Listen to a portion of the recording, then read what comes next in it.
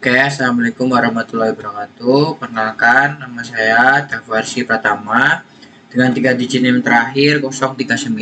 Di sini saya akan mempresentasikan atau menjelaskan mengenai instalasi MATLAB dan dasar Simulink dan beserta simulasi dari Simulink. Yang nantinya saya akan menggunakan software MATLAB dan saya akan menggunakan Simulink untuk mensimulasikan blok-blok diagram sesuai dengan video yang sudah ada dari materinya Pak Rofik. Oke, instalasi MATLAB dan dasar Simulink. Oke, jadi PPT ini meliputi materi yang pertama, penjelasan singkat tentang apa itu MATLAB Simulink serta konsep modeling dan simulation. Yang kedua, Laplace transformation dan transfer function. Kemudian yang ketiga, pemodelan sistem mekanik, elektrik, dan hidrolik. Kemudian yang keempat, pengenalan sistem menggunakan diagram blok dan cara penggunaan Simulink. Kemudian yang kelima, menjelaskan source block, sync block, mat library, matrix, user defined function, log tables, max, demax, bus selector, dan switch, logic operation, subsystem, dan using and files. Oke.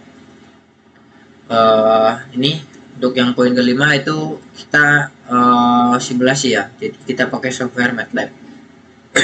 Oke, apa itu MATLAB sih? Jadi MATLAB atau Matrix Laboratory adalah sebuah perangkat lunak yang dikembangkan oleh MATLAB untuk komputasi numerik, pemrograman, analisis data, visualisasi, serta pemodelan dan simulasi sistem. Awalnya MATLAB diciptakan pada akhir 1970-an oleh Cliff Moll untuk membantu mahasiswa dalam mempelajari aljabar linear tanpa harus menggunakan bahasa pemrograman tingkat rendah. Seiring waktu, MATLAB berkembang menjadi salah satu software standar internasional yang digunakan secara luas dalam bidang akademik, riset, dan industri. Jadi awalnya itu MATLAB itu diciptakan oleh Cliff Moll untuk membantu pemrograman mahasiswa dalam mempelajari aljabar linear. Jadi awal asal muasalnya itu seperti itu. Kemudian komponen dari MATLAB apa aja sih? Jadi yang pertama ada bahasa MATLAB. Jadi bahasa MATLAB itu bahasa pemrograman tingkat tinggi berbasis metrik, digunakan untuk komputasi matematis, algoritma, hingga pembuatan aplikasi. Kemudian yang kedua ada komponen lingkungan MATLAB atau environment. Jadi yang masuk lingkungan MATLAB itu yaitu antarmuka interaktif yang memudahkan pengguna menulis skrip, debugging, serta mengelola file. Kemudian yang ketiga ada komponen grafik dan visualisasi. Jadi MATLAB itu memberikan kemampuan untuk membuat grafik 2 dimensi, 3D, animasi, dan visualisasi data interaktif. Kemudian komponen yang keempat ada toolbook. Toolbook yaitu paket tambahan sesuai bidang tertentu, seperti sinyal processing, control system, machine learning, image processing, neural network, dan lain-lain. Kemudian ada komponen yaitu Simulink. Nah, Simulink ini yang nantinya akan kita simulasikan juga ya. Kita akan menggunakan software MATLAB, kemudian menggunakan Simulink untuk mensimulasikan sebuah diagram blok gitu. Jadi Simulink yaitu platform khusus untuk mengelola pemodelan, simulasi, dan analisis sistem dinamis secara visual menggunakan diagram blok. Nah, diagram blok ya teman-teman. Oke, next. Kita masuk ke fungsi, kelebihan, dan kekurangan dari MATLAB. Fungsi yang pertama dari MATLAB itu komputasi matematis. Kemudian yang kedua pemrograman dan algoritma. Kemudian yang ketiga ada analisis dan visualisasi data. Yang keempat yaitu pemodelan dan simulasi, dan yang kelima yaitu prototype dan riset. Nah, itulah fungsi-fungsi dari MATLAB ya teman-teman. Jadi dari fungsi tersebut juga si MATLAB punya kelebihan ya. Jadi untuk kelebihan yang pertama yaitu antarmuka mudah dipahami atau user friendly. Kemudian yang kedua memiliki banyak toolbox lengkap untuk berbagai bidang. Kemudian yang ketiga visualisasi data sangat kuat dan interaktif. Kemudian yang keempat, terintegrasi dengan Simulink untuk pemodelan sistem. Dan yang kelima, dipakai luas di seluruh dunia, standar universitas, riset, dan industri. Nah, dari kelebihan itu, si MATLAB juga punya kekurangan ya teman-teman. Jadi untuk kekurangannya, yang pertama itu lisensi berbayar dengan harga yang cukup mahal. Kemudian yang kedua, membutuhkan komputer dengan spesifikasi yang memadai. Kemudian yang ketiga, kurang fleksibel dibandingkan bahasa pemrograman open source seperti Python atau R. Nah, kemudian masuk yang selanjutnya, apa itu Simulink sih? Jadi Simulink adalah lingkungan pemodelan dan simulasi berbasis diagram blok yang dikembangkan MATLAB dan terintegrasi dengan MATLAB. Software ini digunakan untuk memodelkan, mensimulasikan, menganalisis, serta mengimplementasikan sistem dinamis kontinu, diskrit maupun campuran. Nah, pengguna dapat membangun model secara visual dengan blok-blok fungsional seperti sumber sinyal, blok matematika, filter, sensor, aktuator, plant, dan lain-lain yang dihubungkan menyerupai diagram alir untuk merepresentasikan sistem nyata. Nah, Simulink ini dikembangkan sejak awal 1990-an sebagai tambahan MATLAB untuk model basic design. Kini, Simulink telah menjadi standar internasional dalam desain dan simulasi di bidang teknik, sains, dan industri. Nah, apa aja sih komponen dari Simulink? Jadi, Simulink juga mempunyai beberapa komponen ya. Jadi, yang pertama ada Simulink Editor, yaitu tempat membangun model berbasis blok diagram. Atau kita juga bisa menyebutnya workspace ya teman-teman. Kemudian yang kedua ada library browser. Library browser itu koleksi blok standar dan toolbox tambahan. Kemudian ada solver. Solver itu algoritma numerik untuk menyelesaikan persamaan diferensial dan diskret. Kemudian yang keempat ada scope dan data inspector, itu untuk alat visualisasi sinyal hasil simulasi. Jadi scope itu biasanya untuk menampilkan hasil keluaran, misalnya sebuah output sinyal, katakanlah sinyal sinusoidal atau sinyal yang step atau ada random number, itu kita bisa menampilkan visualisasi atau hasil simulasi atau outputnya menggunakan scope gitu. Kemudian yang kelima ada subsystem dan model referencing. Ini adalah modularisasi untuk model skala besar. Kemudian ada state flow. State flow itu eksistensi untuk logika state machine dan event driven. Kemudian ada Simscape. Simscape yaitu toolbox pemodelan fisik multi domain. Ada mekanik, elektrik, fluida, thermal, dan lain-lain. Kemudian ada coder tools. Coder tools yaitu menghasilkan kode otomatis seperti C, C++, HDL, PLC untuk embedded system atau sistem tertanam. Oke, kita sudah membahas terkait definisi dari Simulink tadi, dan apa sih fungsi, kelebihan maupun kekurangan dari si Simulink ini. Jadi fungsi dari Simulink ini yang pertama yaitu untuk pemodelan sistem dinamis, kedua untuk simulasi, kemudian yang ketiga untuk analisis dan tuning, kemudian yang keempat adalah verifikasi dan validasi, yang kelima ada implementasi. Jadi terkait dengan tuning itu kita bisa juga melakukan tuning seperti tuning PID lewat si Simulink ini. Oke. Untuk selanjutnya yaitu kelebihan ya teman-teman. Untuk kelebihannya yang pertama yaitu visual, intuitif, dan mudah dipahami lintas disiplin. Kemudian yang kedua toolbox dan add-on lengkap untuk berbagai bidang. Kemudian yang ketiga mengurangi kesalahan karena dapat diuji sebelum implementasi. Dan yang keempat mendukung model based design yang mempercepat pengembangan. Oke. Dari kelebihan dan juga dari fungsi, si Simulink pastinya juga punya kekurangan ya teman-teman. Jadi di balik kelebihan juga di situ ada kekurangan juga. Jadi untuk kekurangannya yang pertama itu lisensi berbayar cukup mahal, kemudian membutuhkan komputer dengan spesifikasi tinggi, kemudian yang ketiga model besar bisa sulit dikelola tanpa modularisasi. Kemudian yang keempat, tidak open source, sehingga ketergantungan pada Matchbox tinggi. Oke, kita masuk ke materi selanjutnya, yaitu dasar sistem dinamis. Jadi, sistem dinamis adalah sistem yang keadaannya berubah seiring waktu. Jadi, sesuai dari katanya ya, dinamis kan artinya berubah-ubah atau tidak tetap ya. Lawan kata dari statis atau tetap. Nah, jadi sistem dinamis adalah sistem yang keadaannya terus berubah-ubah sering waktu.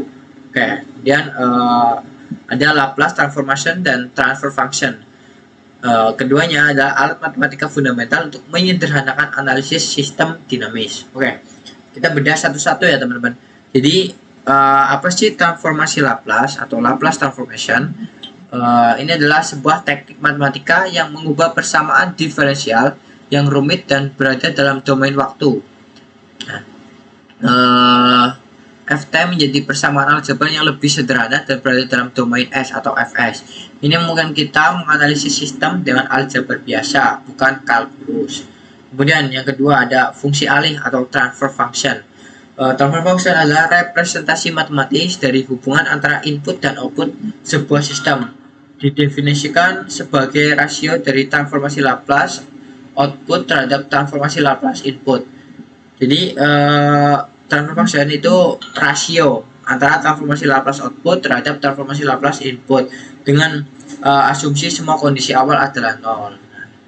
Ini untuk ini ya teman, untuk persamaannya.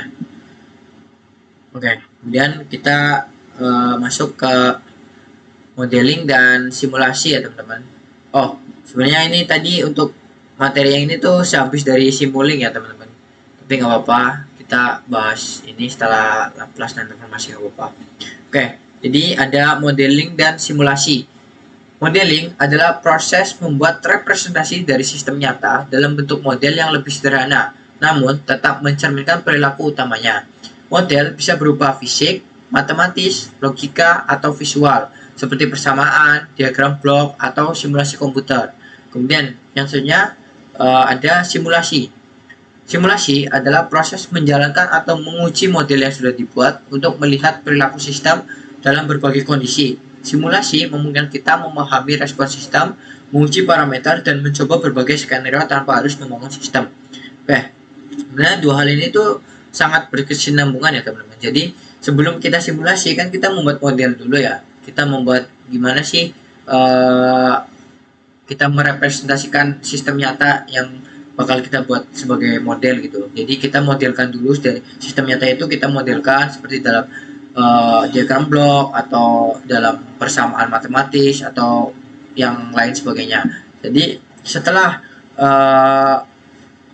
representasi sistem nyata itu terbentuk, yaitu modeling ini, maka kita bisa mensimulasikan untuk menjalankan apakah model yang kita buat itu sesuai atau ada kesalahan atau ada error gitu teman-teman. Oke, kemudian ada jenis modeling dan simulasi. Jenis-jenisnya untuk pertama yaitu untuk jenis modeling. Modeling itu ada fisik. Fisik itu seperti prototype atau miniatur sistem nyata. Itu untuk modeling yang fisik. Dan untuk modeling yang matematis itu seperti persamaan aljabar atau diferensial. Kemudian yang ketiga ada diagram atau visual, itu ada blok diagram misalnya pada simuling, dan ada yang keempat ada komputasional atau berbasis algoritma dan logika. Jadi intinya dari modeling itu kita bikin sistem nyata sebagai sebuah model ya. Jadi dari model ini itu kayak menyederhanakan dari sistem nyata itu. Misal dari aljabar kan kita tahu kan, kayak misal persamaan lah, persamaan linear satu variabel itu kan itu bisa merepresentasikan apa kan, misal y-nya itu nilai apa. Misal gradien kan itu y sama dengan m kan, biasanya m kan itu si gradiennya kan. Nah itu tuh dari itu modeling sebenarnya. Jadi kita menyederhanakan dari sebuah sistem nyata. Nah, kemudian ada simulasi. Untuk simulasi itu ada continue itu sistem berubah terus menerus terhadap waktu. Kemudian discrete itu sistem berbasis event atau kejadian. Kemudian ada hybrid itu gabungan continue dan discrete. Kemudian ada stokastik itu melibatkan ketidakpastian atau probabilitas. Nah, kita sebenarnya ini tuh sebelum ini tuh tadi yang transformasi Laplace ya teman-teman, tapi nggak apa-apa karena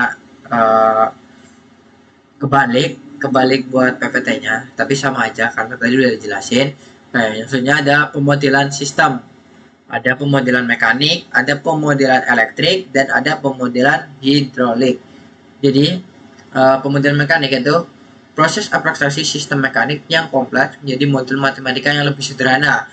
Model matematika ini dapat digunakan untuk memahami perilaku sistem mekanik, memprediksi kinerja sistem mekanik, dan merancang sistem mekanik baru. Salah satu contoh sistem mekanik adalah elemen bekas transaksi. Nah, ini ya teman-teman. Ini kan ada rumusnya. Ini tuh pemodelan ini tuh untuk kita lebih memahami sistem yang nyata, tapi dalam bentuk yang lebih sederhana gitu loh. Jadi kan kita masukkan ke dalam sebuah rumus atau pemodelan persamaan ya di konstanta bekas. Misalnya konstanta bekas ini tuh misalnya itu sama dengan perubahan gaya dan berbanding terbalik dengan perubahan pergeseran bekas atau M. Seperti itu ya teman-teman. Bahasa gampangnya seperti itu. Nah, sebenarnya ada pemodelan hidrolik, ini pemodelan elektrik ya teman. Jadi pemodelan itu merupakan alat penting untuk memahami, menganalisis, merancang, dan mengendalikan sistem kelistrikan secara lebih efektif. Dan menggunakan model yang akurat dan tepat dapat mengembangkan kelistrikan yang lebih andal, efisien, dan ramah lingkungan.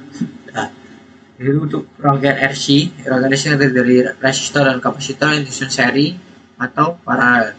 Rangkaian ini banyak dipakai di dunia teknik, misalnya untuk filter sinyal, delay, osilator atau integrator, atau diferensiator.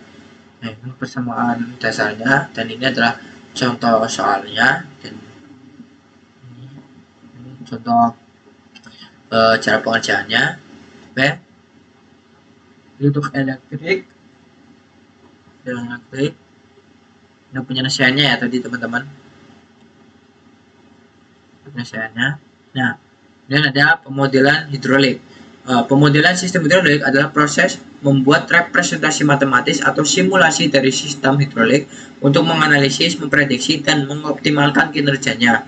Berikut beberapa aspek yang terkait dengan pemodelan sistem hidrolik. Nah, ini contohnya ya. Jadi sebenarnya yang misalnya pemodelan itu kayak merumuskan gitu loh. Jadi kayak kita udah punya sistem, terus gimana sih rumus matematikanya gitu loh. Jadi kayak misal semakin besar ini maka akan berpengaruh terhadap ini dan berbanding terbalik dengan ini, misal kayak gitu teman-teman. Analisis kinerja, desain, optimal, prediksi.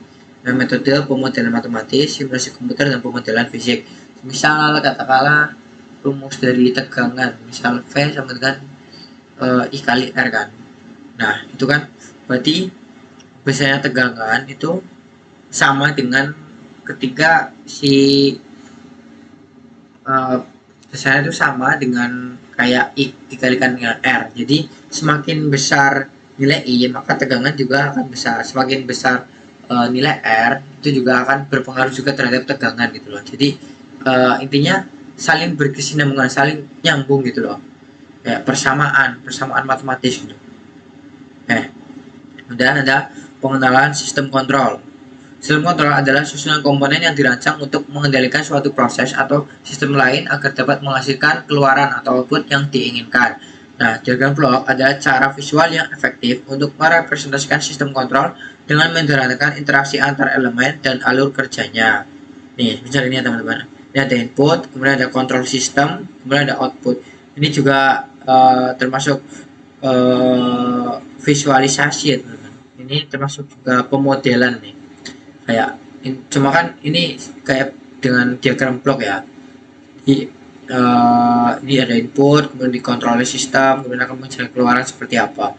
Dan ada dua jenis sistem kontrol umum, yaitu sistem loop terbuka atau open loop dan sistem loop tertutup atau closed loop.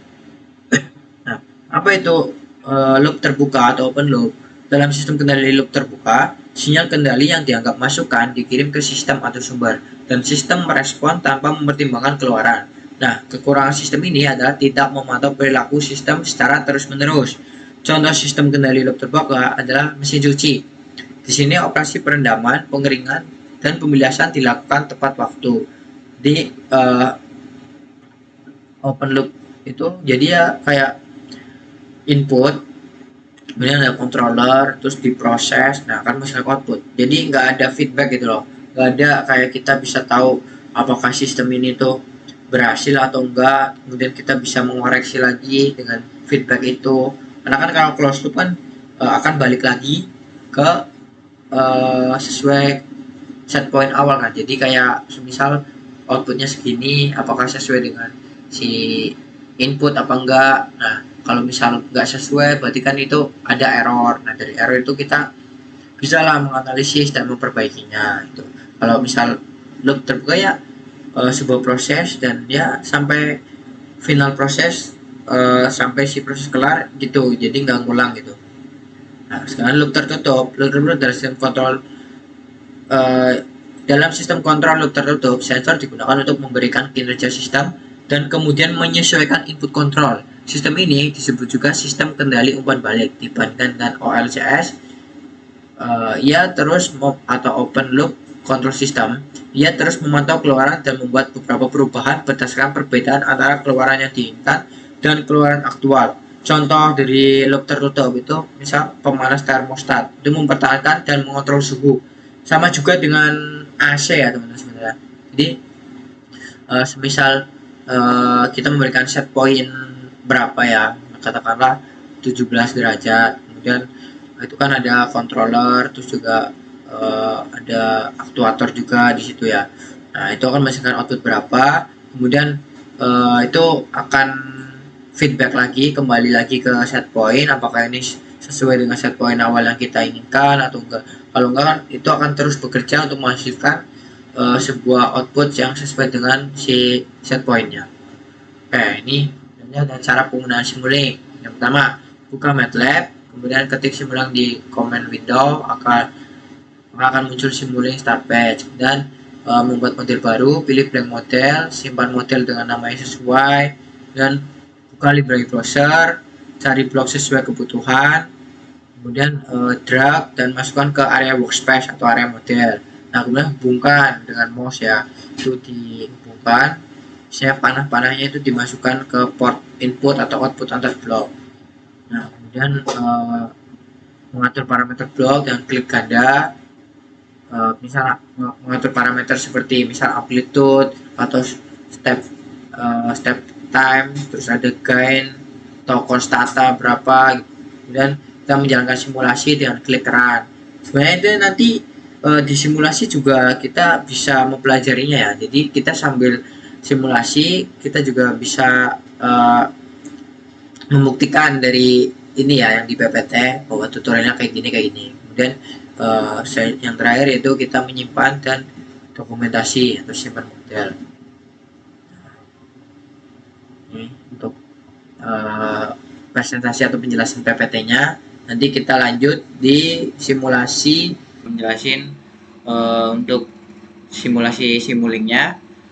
Di dalam Simulink ini terdapat dua jendela ya, ada jendela library, ini berisi perpustakaan untuk blok-blok yang nantinya bakal digunain di Simulink. Kemudian yang satu ada jendela workspace. Workspace ini untuk menampilkan diagram blok yang kita buat. Oke, untuk yang pertama saya akan membuat keluaran gelombang sinus menggunakan input dari sine wave. Nah, kita cari dulu. Dan kita perlu scope untuk menampilkan.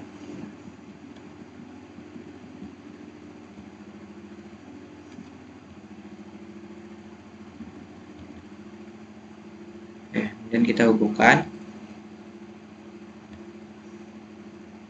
Kemudian kita run. Nah, kita bisa melihat gelombangnya dengan klik 2 kali pada scope. Nah, ini masih ngeran ya.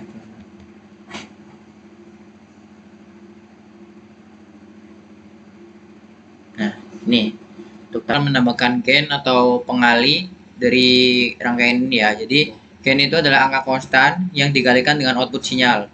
Jadi gain bisa sebagai penguat sinyal. Oke, sebentar. Kita tambahkan gain. Nah, ini gain. Dan kita hapus sambungannya. Dan kita hubungkan gain.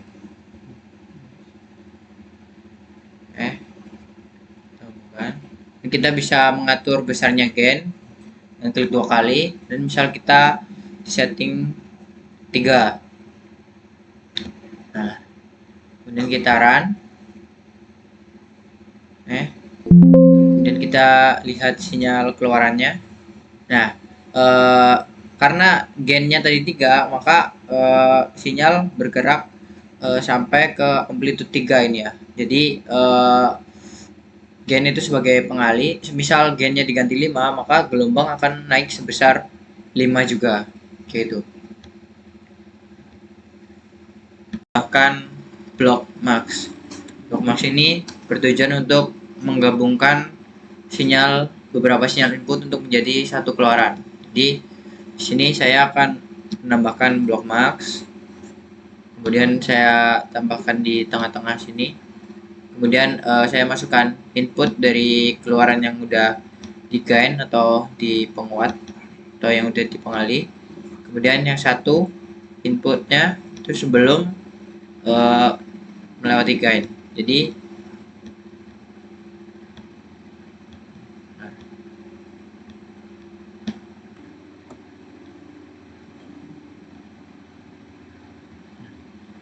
kita hubungkan ya.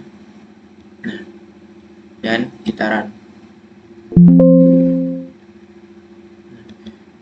Kita bisa lihat keluarannya itu ada ini sinyal yang belum kita kita kalikan atau kita pakaikan gain, dan ini untuk keluaran sinyal yang saya dari 6 jenis masukan atau 6 jenis input. Yang pertama ada step, kemudian ada RAM, ada send wave, dan ada random number, dan juga yang terakhir ada repeating sequence.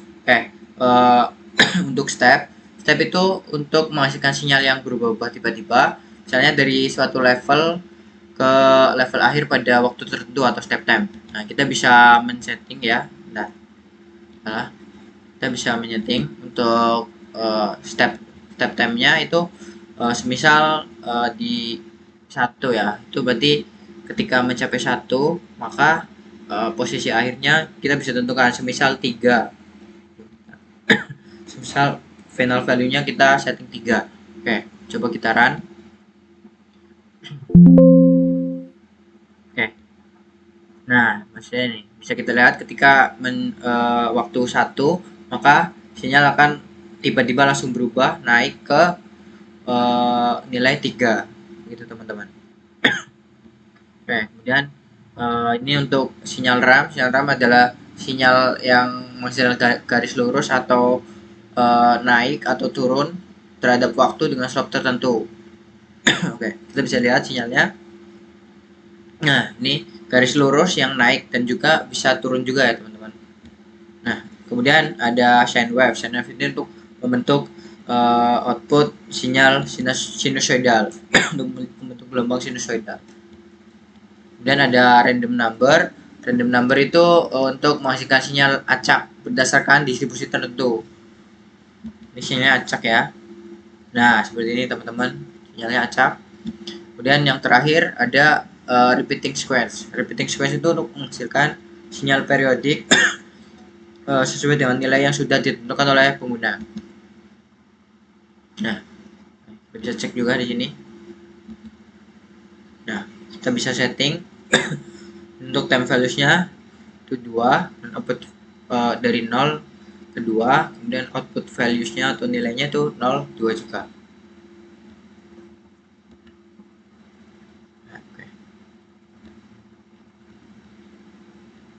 Di penjumlahan maupun perkalian maupun pembagian menggunakan simulink. Jadi pertama kita menginputkan konstan dulu ya. Ini konstan, blok konstan itu tujuannya untuk menginputkan nilai. Kemudian ini ada konstan lagi, dan ini kita ambil blok sum. Sum ini fungsinya adalah untuk menambahkan ya. Jadi kita bisa set di sini. Ini untuk inputannya yaitu kita penambahan ya. Jadi kita ambil 2 input, itu 1 tambah 2, maka ketika kita run hasilnya adalah 3. Nah, kemudian kita juga bisa setting ini, misal ini diganti 3, maka display akan menampilkan 4. Oke. Kemudian kita akan membuat sebuah perkalian ya teman-teman. Jadi setelah perkalian kita tentukan dulu konstannya ya, kita buat masukannya, dan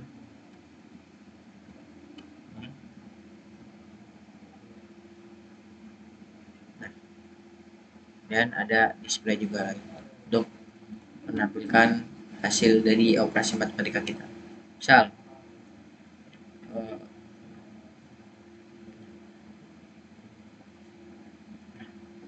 ini misal 1 dikalikan dengan 3, maka nanti ya, ini 1 dikalikan dengan 5 misal, maka putaran display akan menampilkan angka 5. Hasil dari 1 kali 5 adalah 5. Ini displaynya. Dan kita akan menampilkan buat blok sebuah pembagian ya teman-teman. Kita bisa setting di sini. Misal kita mau 3 angka perkalian kemudian dibagi ya. Jadi misal 3 angka. Nah, maka di sini masukkan akan 3 angka. Ini dan satu lagi dibagi dengan 3. Oke, misal 3 dikalikan dengan 5 kemudian dibagi dengan 3 lagi, dan display untuk menampilkan hasil operasi kita.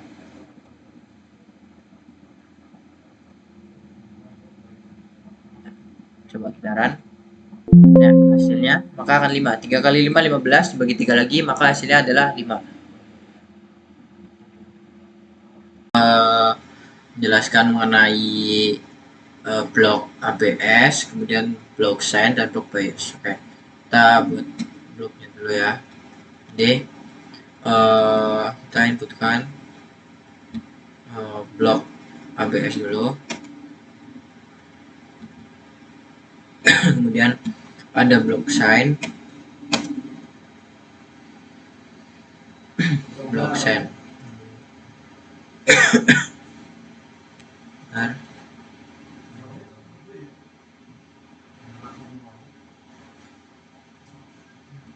Sign, kemudian ada blok bias.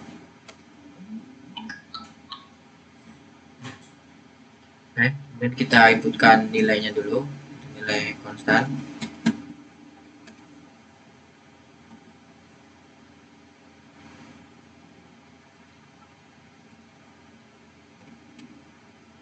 Juga ada. Perlu kita tahu bahwa yang dimaksud ABS ini adalah nilai mutlak ya. Jadi apabila inputnya positif, maka outputnya keluarnya akan positif. Kita tambahkan buat outputnya dulu ya.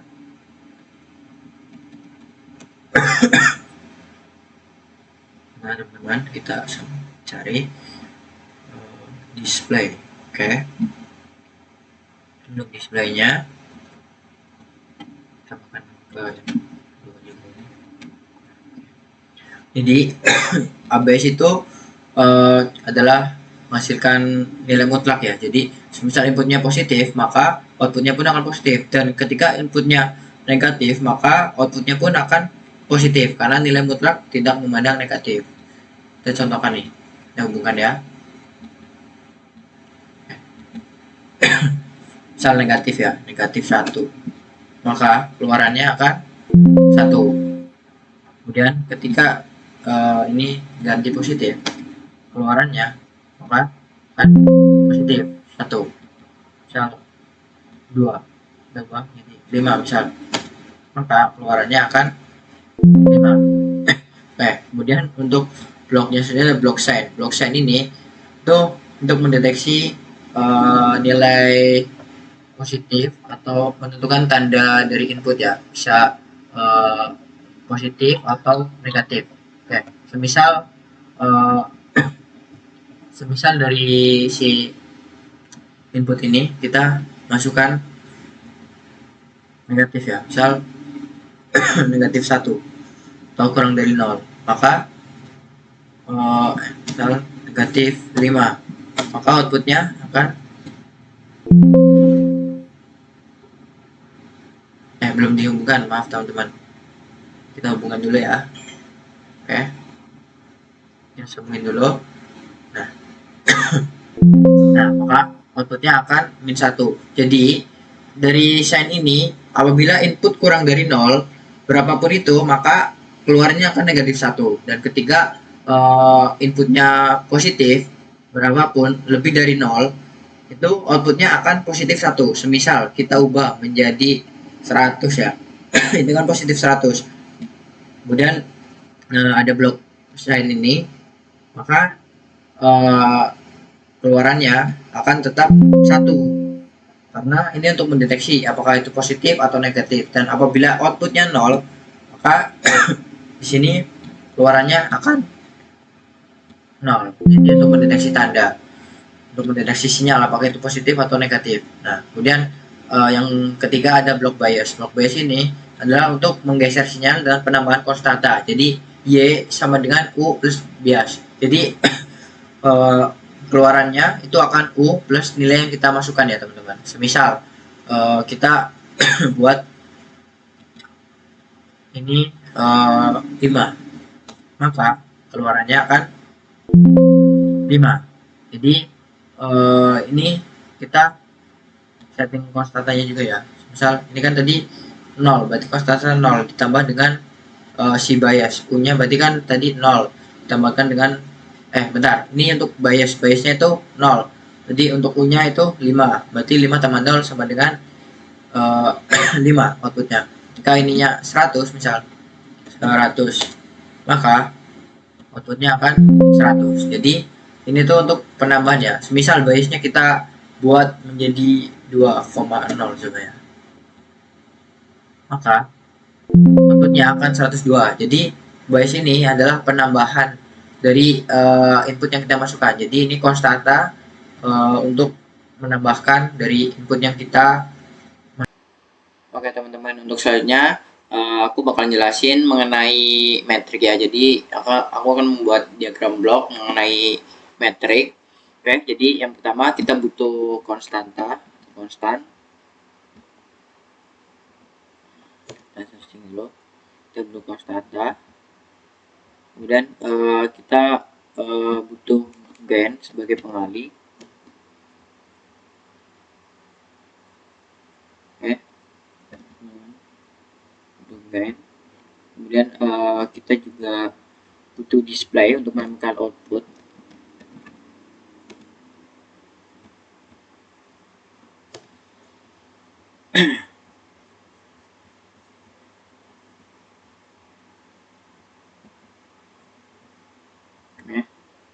Kita hubungkan ya teman-teman, hubungkan ke ketiganya. Dan semisal kita mau menyeting sebuah metrik, maka untuk cara masuknya seperti ini teman-teman. Semisal kita bikin trik 4 ya, 8,2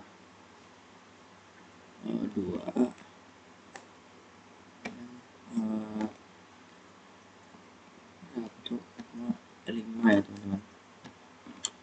Maka seperti ini metriknya teman-teman. Kemudian ini untuk pengalinya. Misal kita ada yang aja ya, 1 sama 2 ya teman-teman.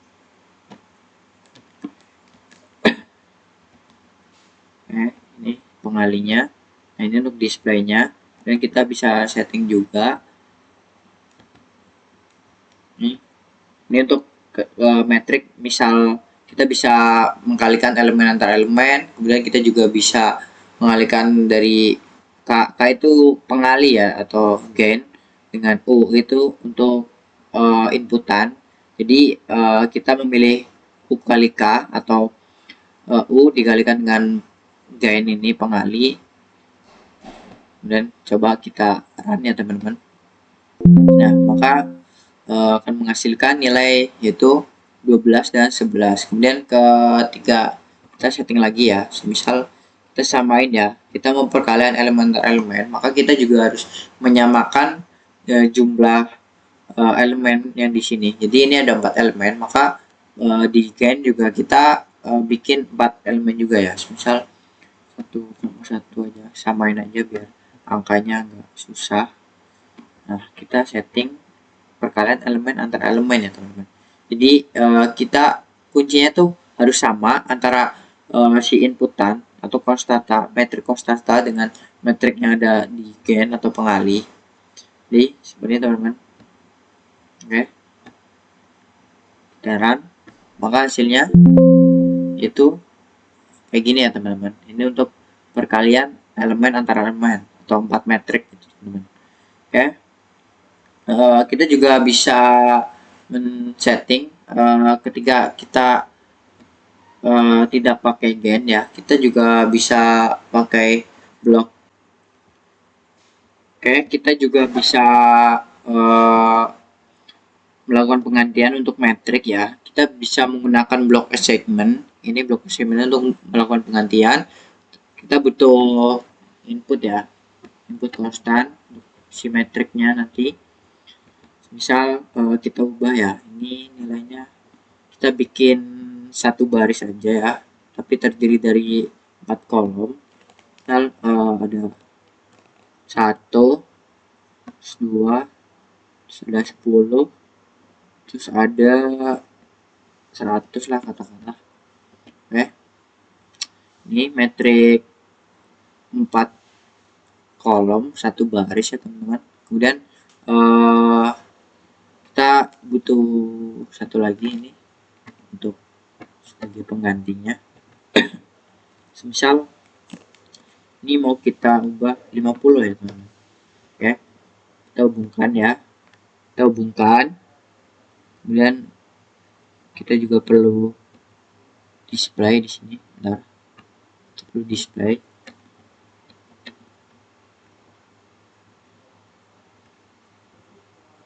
Oke, dan kita juga setting ya berapa output yang akan kita ubah nantinya. Semisal kita mau ubah 2 ya, 2 nilai yang akan kita ubah. Oke, kita setting lagi nilai mana saja yang mau diubah, indeks berapa. Misal indeks 2 sama indeks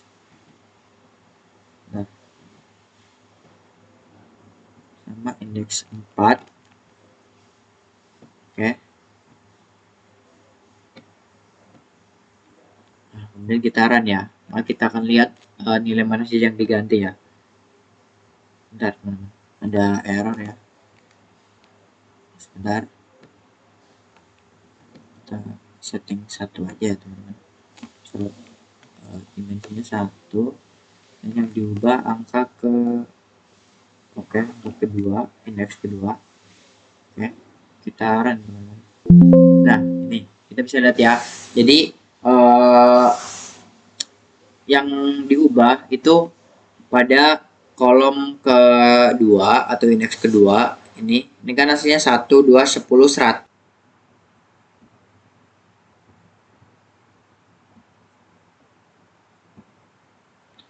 Oke, sekian video penjelasan materi mengenai instalasi MATLAB dan juga simulasi Simulink dari saya.